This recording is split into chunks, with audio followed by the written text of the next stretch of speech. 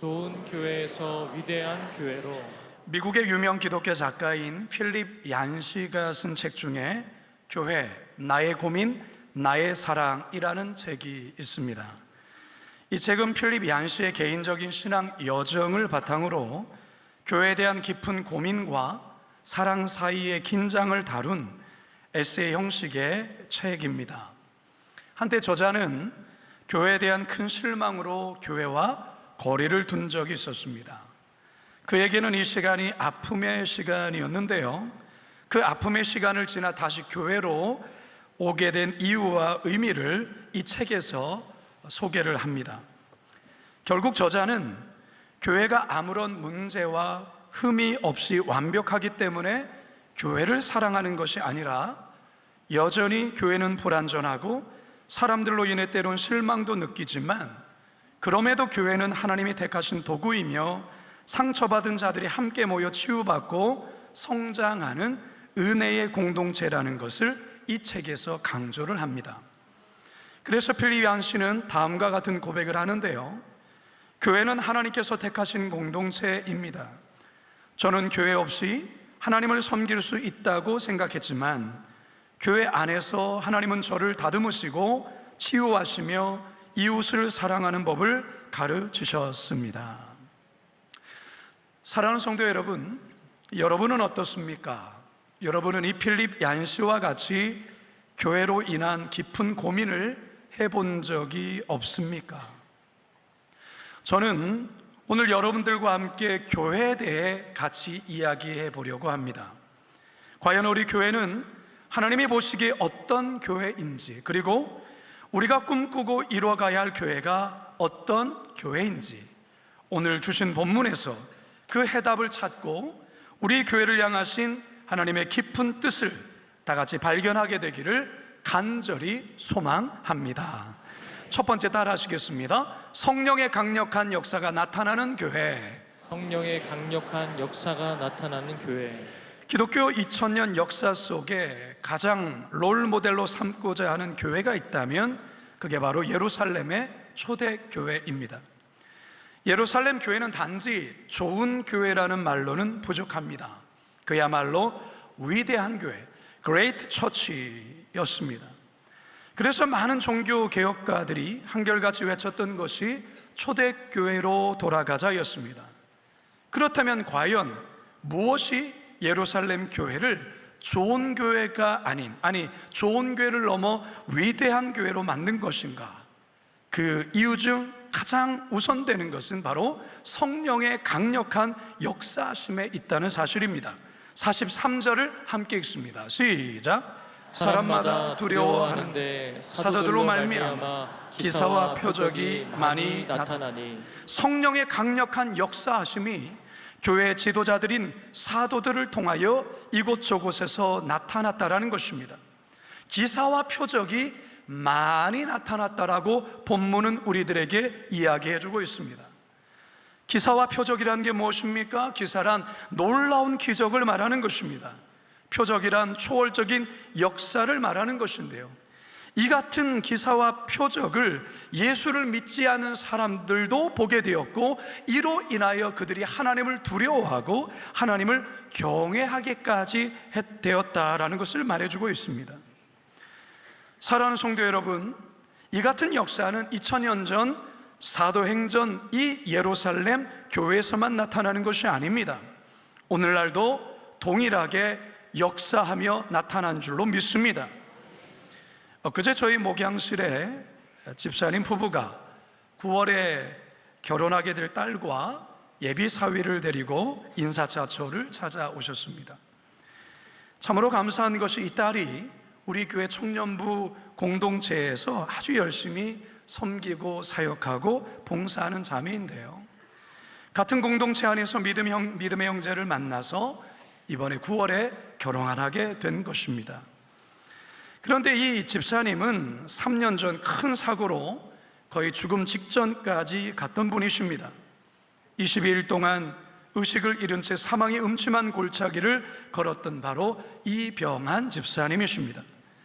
마라톤을 하시다가 갑자기 심정지가 왔고 의식을 잃고 쓰러지셨는데 중환자실에서 무려 22일 동안 의식이 없는 채, 그러나 계속적인 발작 증세로 인해서 병원에서는 더 이상 가망성이 없으니 마지막 임종을 준비하라며 가족 면회를 허락했던 것입니다.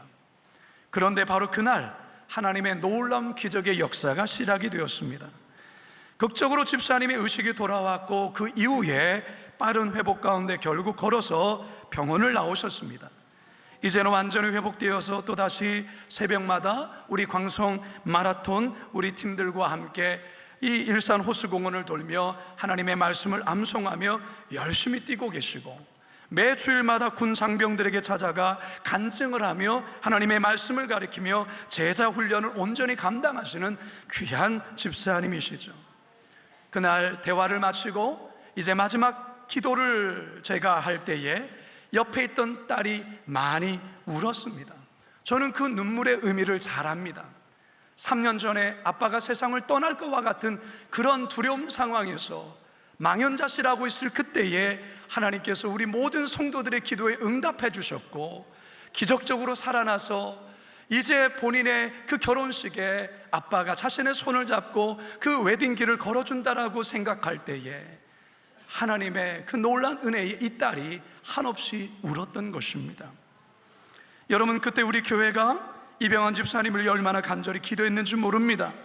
우리 하나님께서 우리의 기도에 응답하셨고 이처럼 역사하여 주신 줄로 믿습니다. 사랑하는 성도 여러분, 위대한 교회란 어떤 교회입니까? 단지 교회 안에 좋은 프로그램이 많고 사람들이 많이 모이고 나름 분위기가 괜찮은 그런 정도의 교회를 말하는 것이 아닙니다. 위대한 교회란 바로 성령님의 강력한 역사가 나타나는 교회를 말하는 것입니다.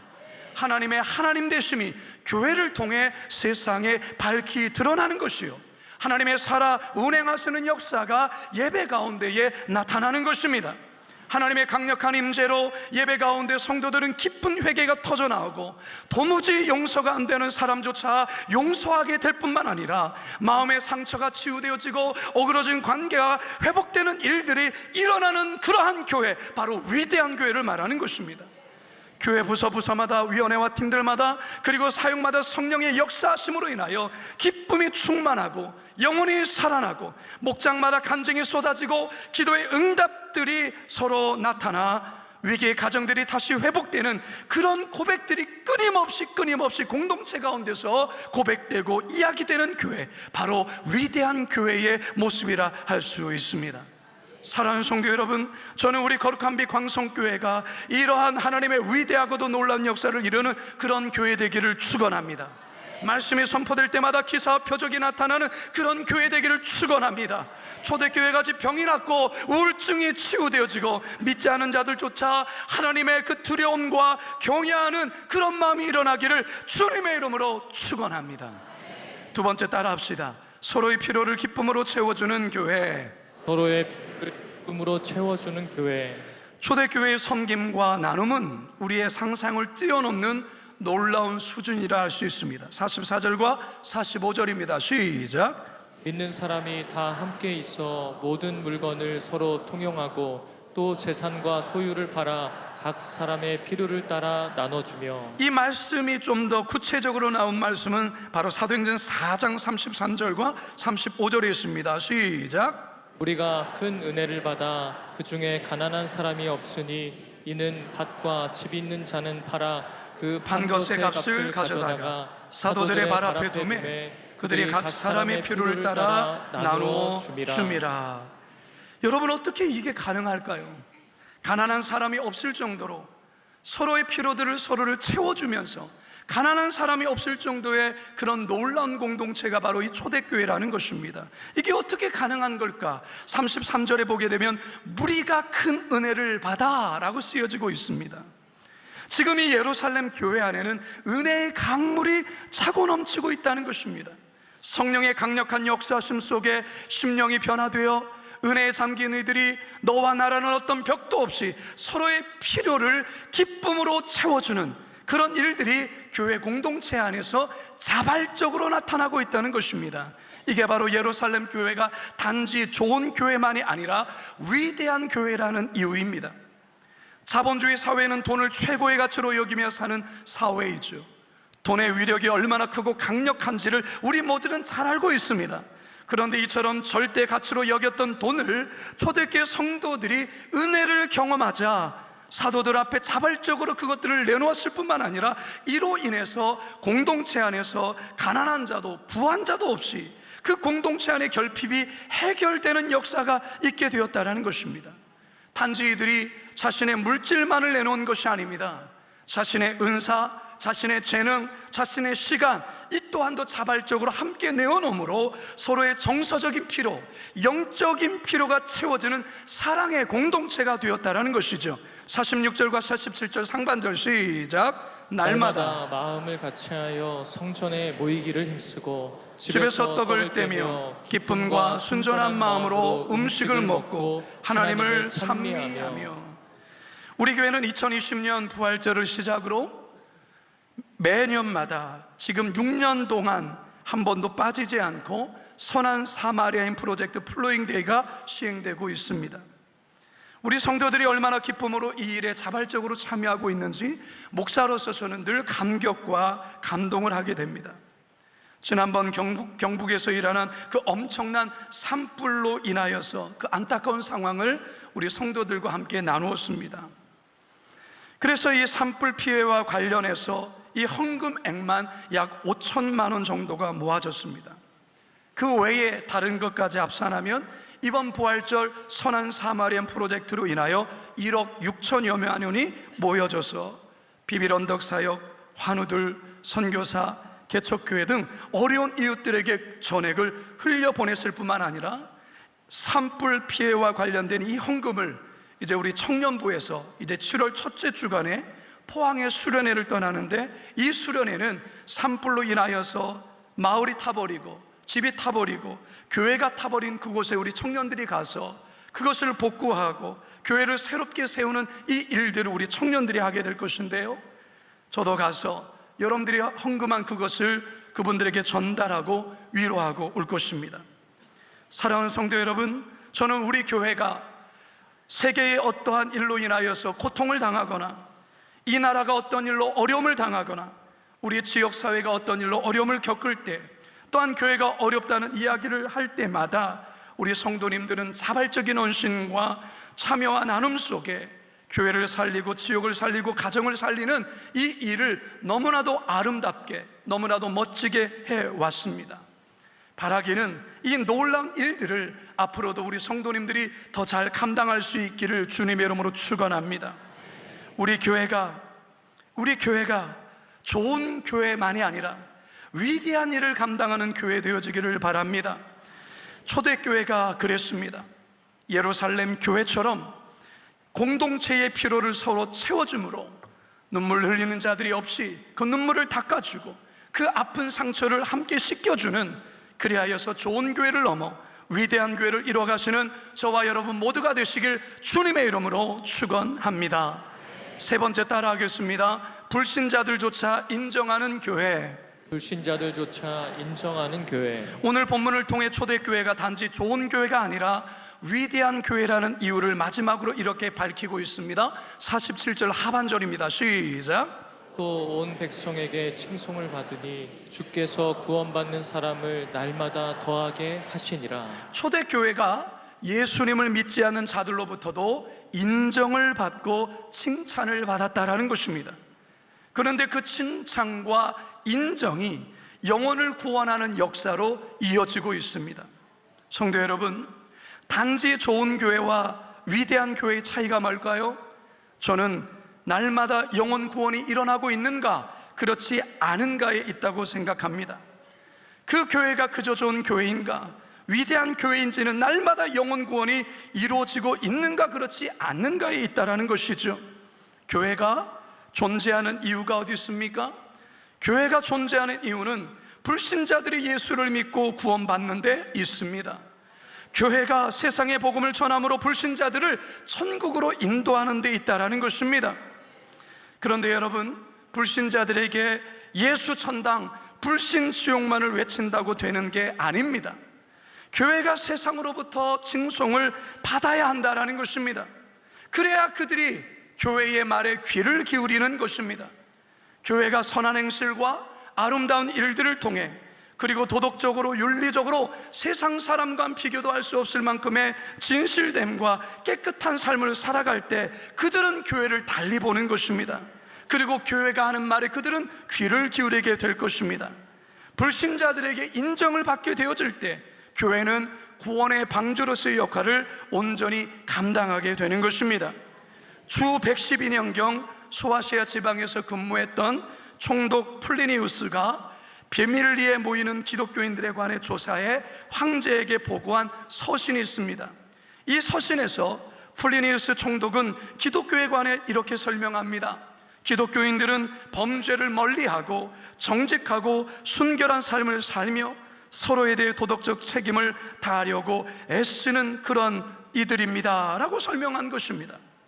기독교인들은 법 이상을 실천하는 사람들이라는 거예요. 총독의 눈에 기독교인을 면밀히 조사해 보니까 그들이 그런 삶을 살더라는 것이죠. 그래서 그런 내용을 황제에게 보고했다라는 것입니다. 성도 여러분, 이게 바로 초대교회가 좋은 교회를 넘어 위대한 교회인 이유입니다. 단지 교인들끼리 서로 좋아하고 서로 챙겨주고 그런 정도가 아니라 세상을 감동시켜 결국 예수의 복음을 전함으로 영혼을 구원했다라는 것입니다. 사랑하는 성도 여러분, 우리 교회가 바로 이런 교회 되기를 주님의 이름으로 축원합니다. 세상으로부터 칭찬받고 인정받고 불신자들조차도 인정하는 바로 그런 교회, 그래서 결국은 죽어가는 영혼을 많이 구원하는 구원의 방주 되길 주님의 이름으로 축원합니다. 이제 저는 말씀을 마치려 합니다. 놀라시는 분들이 몇 분 계십니다. 왜 이렇게 일찍? 우리 교회 좋은 교회입니다. 저는 참으로 좋은 교회를 목회하는 행복한 목사예요. 그런데 우리 교회가 단지 좋은 교회만 머물지 않았으면 합니다. 하나님의 더 크고 위대한 일을 감당해내는 교회 되었으면 합니다. 그러기 위해서는 오늘 초대교회를 통하여 우리에게 말씀하십니다. 먼저는 성령의 강력한 역사가 나타나야 된다고 말씀하고 있습니다. 그리고 서로의 필요를 기쁨으로 채워주는, 그리고 불신자들조차도 인정하는 그런 교회 되어야 한다고 합니다. 그러면 결국 불신자들도 예수 그리스도를 영접하며 구원의 역사가 날마다 매주마다 일어나게 될 것이라 말씀합니다. 바르게는 우리 교회가 그런 위대한 교회 되어 하나님의 놀라운 일들을 이 시대 가운데 이뤄내는 교회 되길 주님의 이름으로 축원합니다. 축원합니다. 축원합니다.